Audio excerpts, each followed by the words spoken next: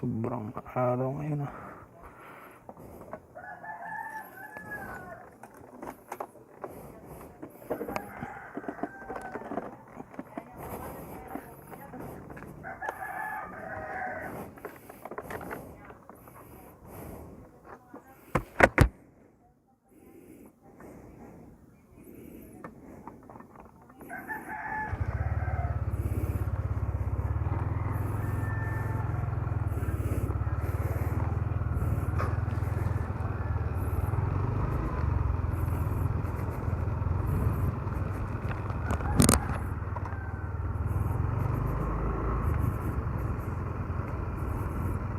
Hello guys. Hi. I'm back. So, dito po tayo ngayon sa SAPAO. Ikot-ikot lang.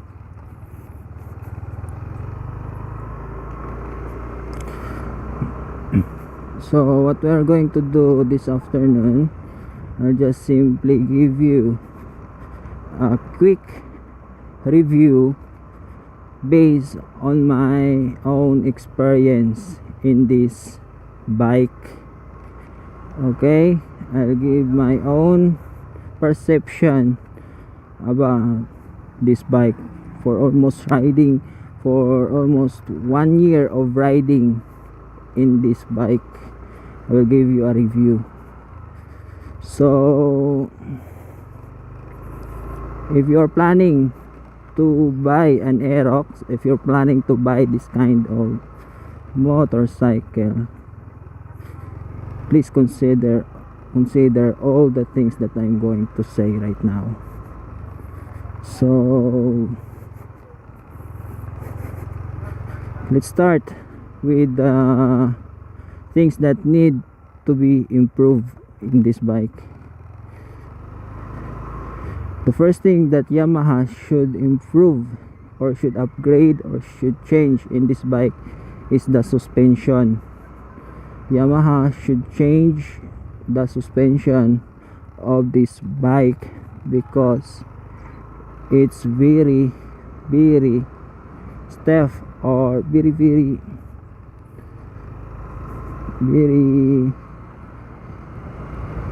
matigas. So that is the first thing that I noticed the moment I ride this kind of bike.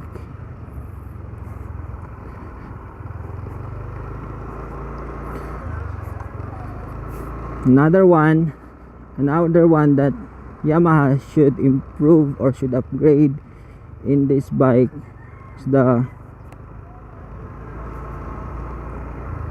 gas tank,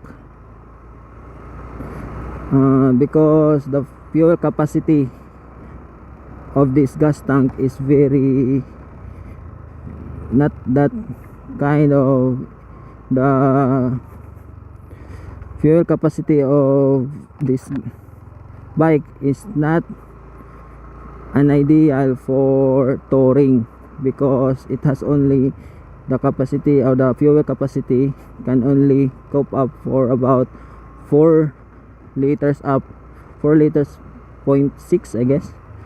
So hindi siya enough if you are going to use this bike for touring.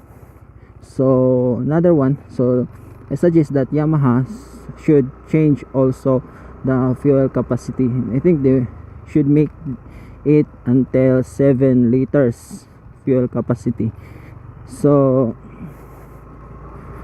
another one that Yamaha should change also or should upgrade in this bike is the rear brake. Hindi po siya gaano kakapit yung rear brake, and then yun nga, hindi po ako satisfied sa braking system ng AEROX, especially sa rear wheel, rear tires. Hindi po siya enough.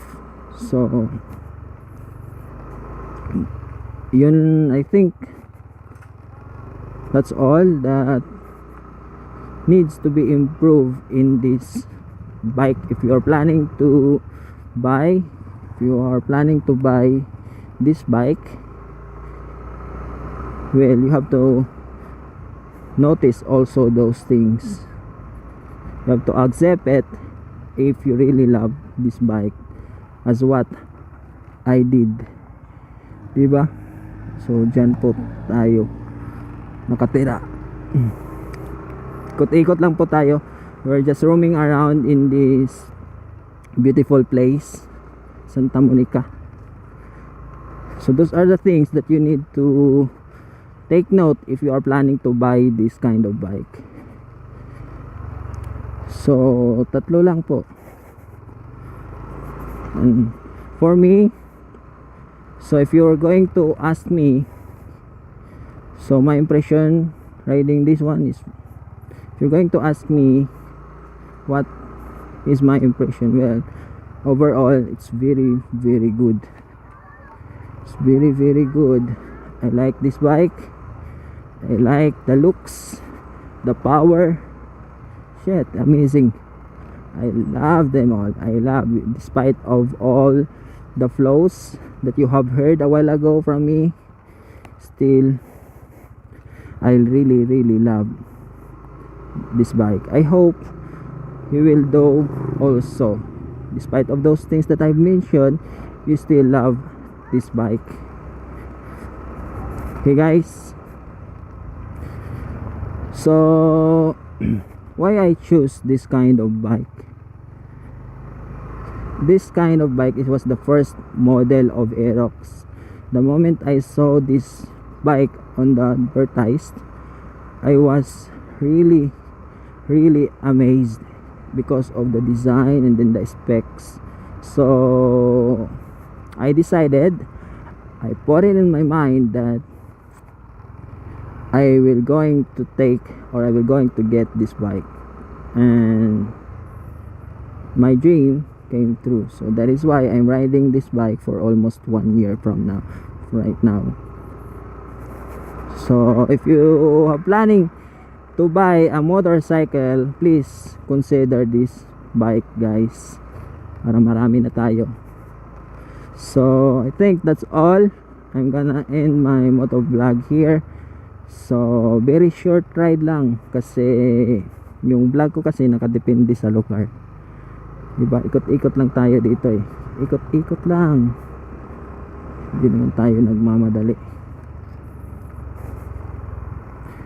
So guys, yun nga. So regarding on the of what did I do, this of all the things that I mentioned, okay, what are the things that I changed in this bike? If you would like to know, wala po guys, stock po lahat to, stock suspension, stock mags, lahat stock. Syempre stock din yung makina, so stock. And then because satisfied naman ako sa power, I am already satisfied with this power of this bike. My top speed, if you would like to know my top speed of this bike, hindi naman tayo racing, 116 lang, kaya yun lang. So if you have any questions, about me, about this bike, please comment below guys. I'm willing to accept it. I'm just waiting for your comment. So if you have some suggestions, recommendation about me, okay, so please comment that one below. So that's my AEROX, this one. So again guys, I will like to end my moto vlog here. Once again, my name is Eliandre. If you want to be notified, if you want to watch more of my video, please subscribe, like, and hit also the notification bell. Bye bye, see you in my next vlog. Peace out.